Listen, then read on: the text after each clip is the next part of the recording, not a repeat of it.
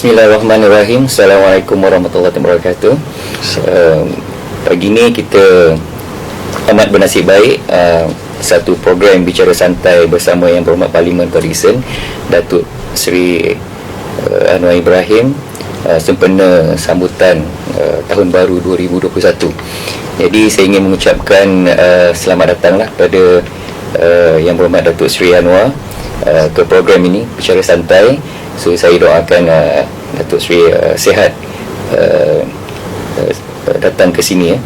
Jadi untuk sambutan kita pada kali ini, biasanya kalau ikut tahun-tahun yang lepas, kita ada sambutan bunga api dengan pestanya. Tapi pada tahun ini disebabkan kita menghadapi pandemik COVID-19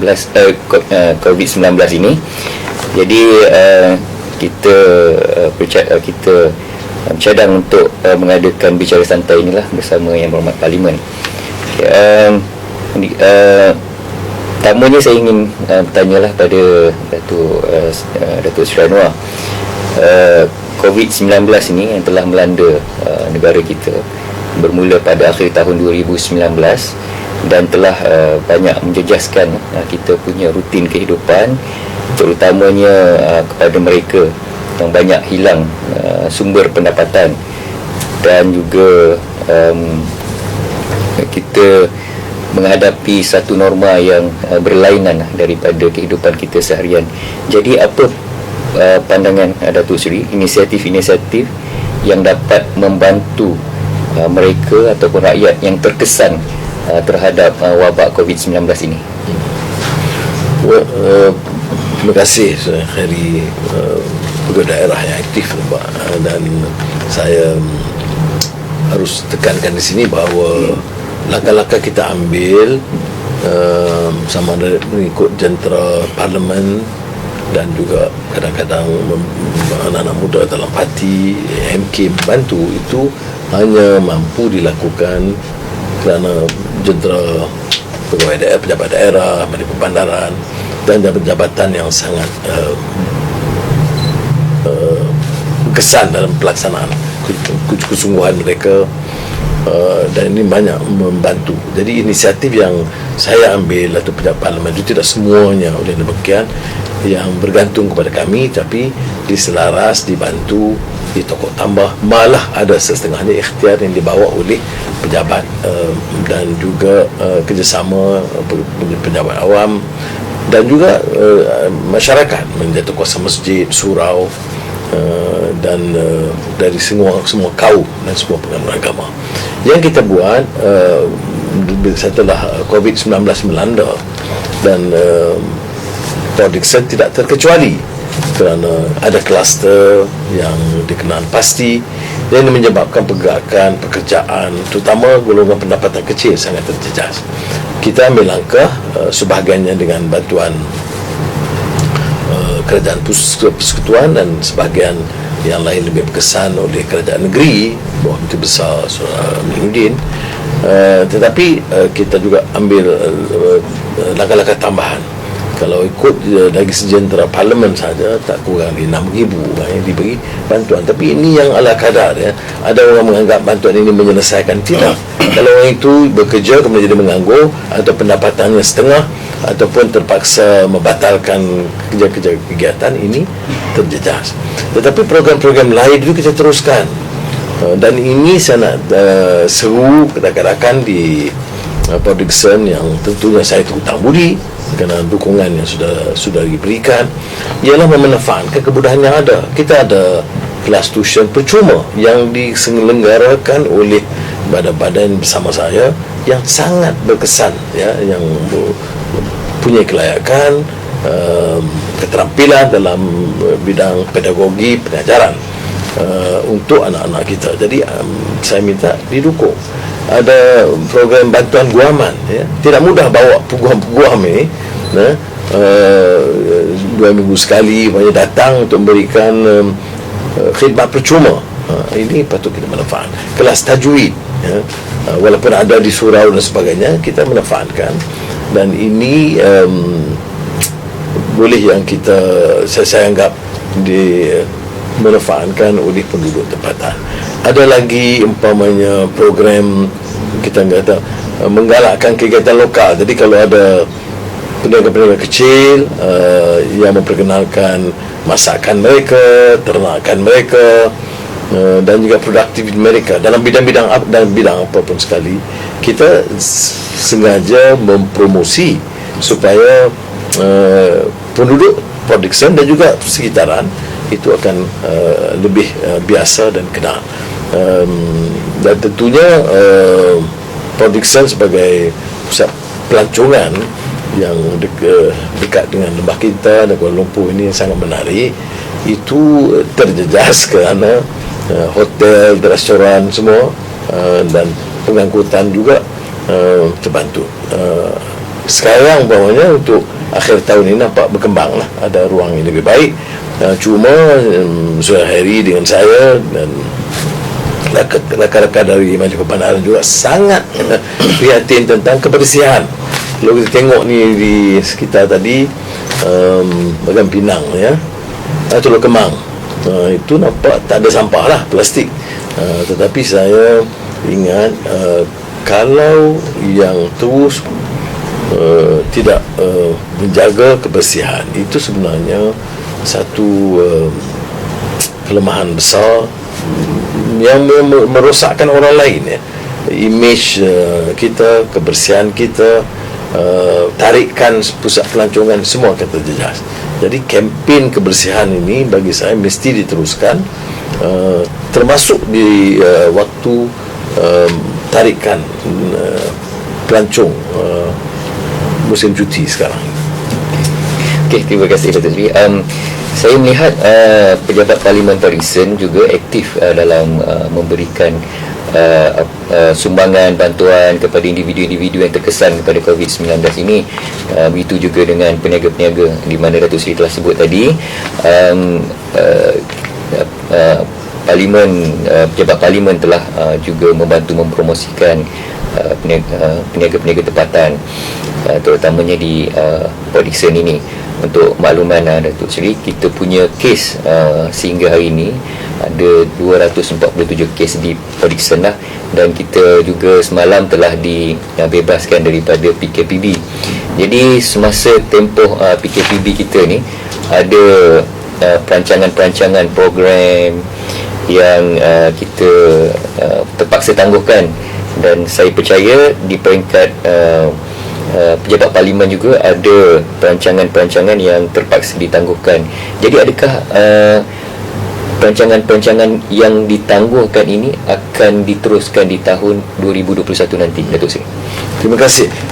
Program yang agak skala besar, katalah kita buat latihan bola sepak, skala besar itu memang ditangguhkan, tapi diteruskan dalam skala kecil ya.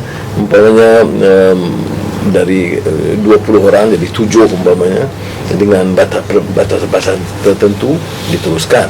Macam kelas jahit, kalau biasanya tarikan lebih ramai, tapi kita kawal semua mematuhi peraturan dan tetapi tidak menghentikan. Jadi saya minta kadang-kadang rakan-rakan yang membantu menyelenggarakan itu meneruskan, macam kelas bahasa Arab ya. Tak ada masalahnya kalau kita kawal daripada puluhan orang ke 10, jadi kita tukarkan jadual ini. Jadi tetapi yang skala besar itu memanglah saya mencoba perjumpaan ramai, program dakwah, itu kegiatan-kegiatan mengimarahkan masjid yang biasa itu nampak tertakluk kepada peraturan arahan jabatan.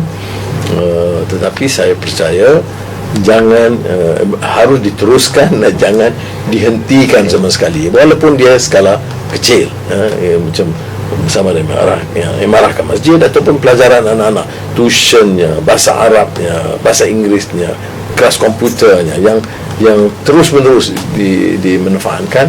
Kalau tidak, komputer yang ada di pejabat Parlimen yang kita sediakan itu akan tidak memberikan kebajikan dan manfaat, terutama kepada anak-anak. Saya setujulah dengan Datuk Seri.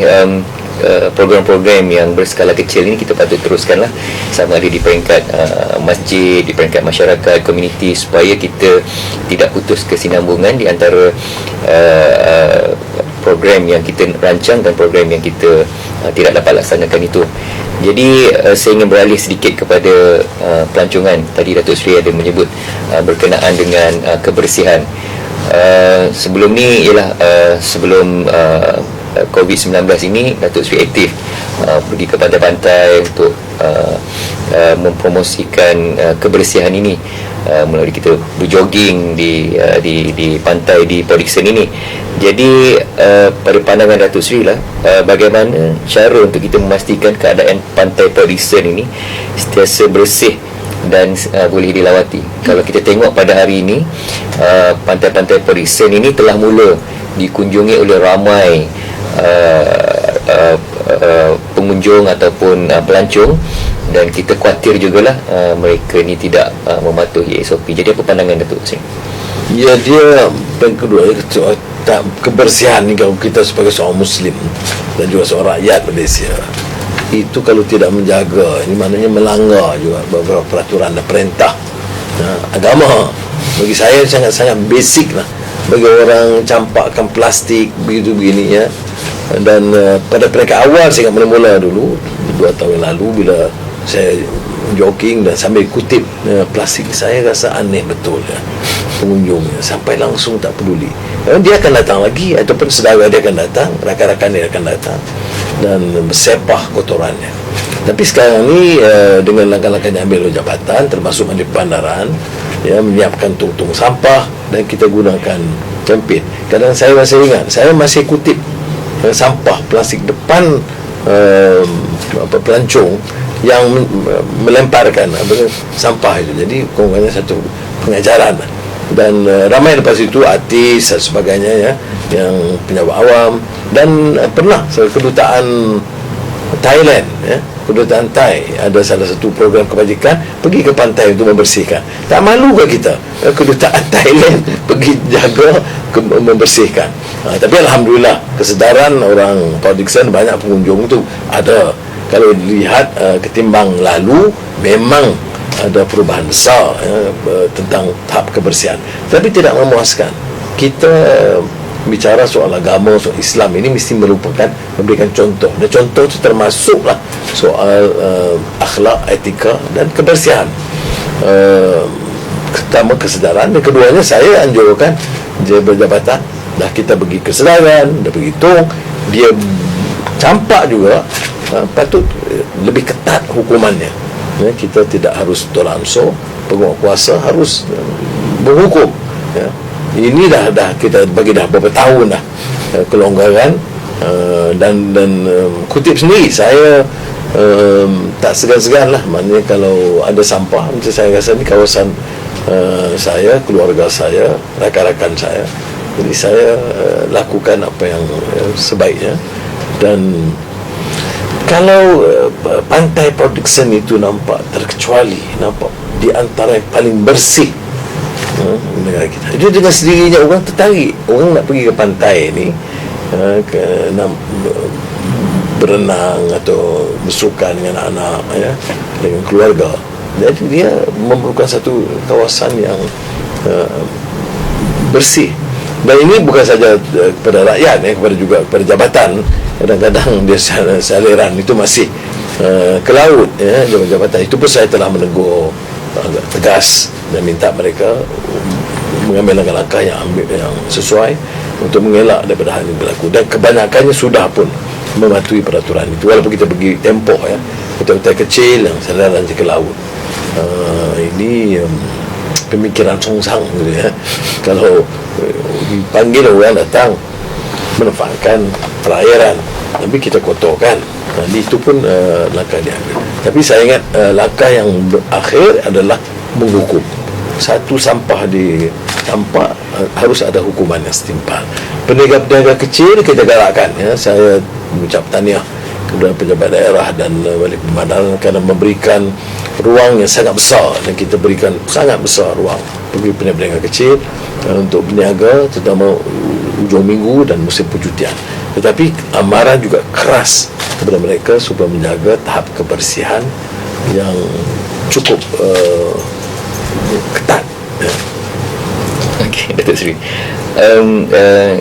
Saya rasa kita patut berterima kasihlah dengan Datuk Seri sebab membinakan kesedaran di kalangan masyarakat, pengunjung, pelancong terhadap kebersihan ini, dan ia juga menjadi satu agenda kepada Yang Amat Menteri Besar Negeri Sembilan dalam memastikan pantai di Port Dickson ini sentiasa bersih dan kondusif untuk dilawati oleh pelancong. Jadi saya ingin beralih sedikit kepada pembangunan di daerah Port Dickson ini, Yang Berhormat Datuk Seri. Saya kira sudah hampir lebih 2 tahun Datuk Seri menjadi ahli parlimen di Port Dickson ini, itu pada tahun 2018 bulan 10 dan sehinggalah ke tahun 2020 ini. Jadi saya maklum akan perancangan Datuk Seri untuk membangunkan daerah Port Dickson ini. Jadi apakah pembangunan yang Datuk Seri lihat yang dapat membantu merancakkan kemajuan di dalam daerah Port Dickson ini dalam keadaan norma yang sedemikian inilah? Sebelum itu beberapa langkah yang meneruskan dan mempercepatkan kelulusan seperti UCSI, KKMAT, itu kerana dia dapat menampung peluang pekerjaan, tak kurang daripada 300 daripada 2 mudahan ini. Jadi kita beri galakan dengan syarat cuba beri peluang, termasuk atau terutamanya anak-anak tempatan. Alhamdulillah ada kejayaan. Ada perancangan lain, prasarana besar yang kita bincang dengan kerajaan negeri, Yang Besar Sultan Aminuddin, itu diteruskan. Ada perancangan lain yang melibatkan umpamanya pembinaan hotel baru yang diluluskan tapi agak perlahan sedikit oleh kerana COVID-19 ini. Saya masih menggalakkan mereka supaya meneruskan persiapan awal supaya boleh take off itu lebih lancar daripada yang diharap, pada yang dijangka pada peringkat awal. Jadi yang seterusnya adalah beberapa kemudahan pendidikan, universiti swasta, hospital swasta yang dalam rancangan tapi memang diluluskan, tapi nampaknya pergerakan kemajuan itu lebih tersekat. Yang lain itu kita masih menggalakkan umpamanya kehadiran 1-2 pusat penyelidikan yang mahu menjadikan Port Dickson sebagai base. Kalau ada 5 projek yang kita sebut yang besar ini, dia take off, itu akan membantu merubah wajah Port Dickson ini. Saya kira pembangunan yang akan dibawa oleh Yang Berhormat Parlimen dapat memberi manfaat secara menyeluruh kepada penduduk Port Dickson dari segi ekonominya, dari segi pendapatannya, dari segi peluang pekerjaannya. Jadi saya nampak sudah ada progres dalam kita merealisasikan program-program pembangunan di daerah Port Dickson ini. Jadi saya ucapkan tahniahlah kepada Yang Berhormat Datuk Seri.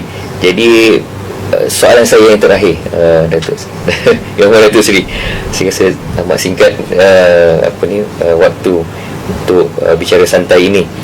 Jadi 2 hari lagi kita akan melangkah ke tahun 2021 dan kita akan meninggalkan tahun 2020 ini dengan penuh kenangan, dan saya kira kenangan yang pahit lah yang banyak kita hadapi, terutamanya di daerah Port Dickson ini. Secara umumnya kita melihat rakyat, penduduk menghadapi satu situasi yang mungkin tidak terfikir sebelum ini kepada mereka. Jadi apakah saranan ataupun nasihat Datuk Seri kepada seluruh rakyat Malaysia, terutamanya yang tinggal di daerah Port Dickson ini dalam menghadapi situasi yang amat kritikal dalam kita nak melangkah ke tahun 2021 ini? Apa harapan yang kita boleh beri kepada mereka, Datuk Seri? Ya, pertama tentunya dengan bencana COVID-19 ini melanda tanah air dan rantau malah dunia, kita harap kita dapat patuhi peraturan minimal mask, tutup muka, kemudian bersihkan biasa, lebih daripada biasa, jagakan jarak sosial atau pembatasan sosial, tanpa menghadkan kegiatan. Umpamanya kalau tanya saya, jemaah di masjid itu harus diteruskan, kegiatan-kegiatan pelajaran anak-anak seperti tuition mesti diteruskan, tapi harus ditekankan keperluan menjaga mengikut ketetapan diberikan oleh Jabatan Kesihatan atau Kementerian Kesihatan. Ini untuk keselamatan kita. Yang keduanya tentu dengan ikhtiar kita yang bertambah untuk memberikan kesedaran berakyat, tanggungjawab mereka, itu termasuk kita sebut kebersihan, peluang pekerjaan, dan ini sekadar keupayaan rakyat. Kita buatlah yang kita mampu lakukan. Perbelanjaan tentunya harus lebih sederhana daripada dulu kerana pendapatan sudah terbantu atau tersekat. Tetapi bagi pihak macam saya sebagai wakil rakan-rakan di production harus akan menyuarakan dengan lebih lantang supaya jangan ada pembaziran, baik di peringkat rakyat atau peringkat jabatan, lebih bagi peringkat di atas jaga supaya ini wang yang sedikit ini manfaatkan untuk rakyat. Kalau tidak, nanti kita terbeban dan kita bagi bantuan sedikit. Saya kurang setuju bila disebut bantuan sedikit itu seolah-olah menyelesaikan. Saya tegaskan, dia tidak menyelesaikan, dia hanya mengurangkan bebanan. Dia tanggungjawab kita, terutama yang pihak bertanggungjawab, adalah untuk mencari jalan menjana pertumbuhan ekonomi ini. Sekatan itu di mana diperlukan terpaksa. Tetapi kalau ekonomi tak dijana, memang tidak ada kegiatan pelancongan, pengangkutan, makan, gerai, semua terbantu.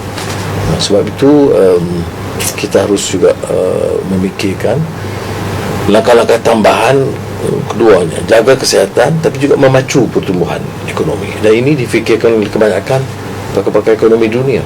Karena kalau kita cakap soal kesihatan dan sekat, orang cari makan itu tersekat. Jadi akhirnya bila sakup setahun masuk 2 tahun akan lebih sengsara, terutama rakyat miskin atau yang berpendapatan rendah, yang sekarang menganggur atau berpendapatan lebih kecil daripada dulu. Akhir sekali untuk pelajar-pelajar, anak-anak kita di sekolah, ibu bapa harus pastikan jangan terabai pendidikan mereka. Sekolah tak dibuka ataupun dibatasi, tetapi pendidikan jangan disekat.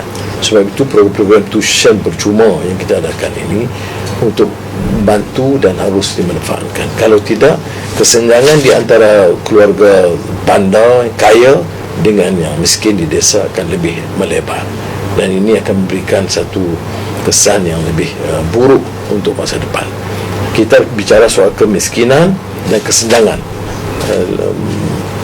perbezaan pendapatan jurang di antara yang kaya dan miskin. Dengan krisis atau bencana COVID-19 ini, jurang ini akan bertambah, jumlah kemiskinan juga akan bertambah. Maka yang memerlukan tekad politik dan sosial yang lebih bersungguh-sungguh untuk menangani masalah ini. Semoga Allah Subhanahu Wa Taala merestui usaha kita dan memelihara kita. Terima kasih Yang Hormat Datuk Seri.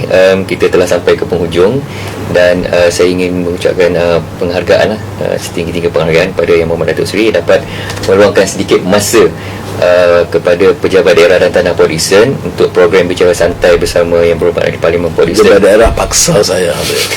Dan saya setuju kerana satu program yang baik. Jadi inilah kesempatan yang kita ada untuk kita meraihkan tahun 2021 dalam keadaan normal baru. Jadi sekali lagi saya ucapkan terima kasih kepada Yang Berhormat Datuk Seri, dan saya doakan agar Datuk Seri dipermudahkan segala urusan dan apa jua perancangan Datuk Seri pada masa akan datang. Sekian, terima kasih. Assalamualaikum warahmatullahi wabarakatuh. Assalamualaikum warahmatullahi wabarakatuh.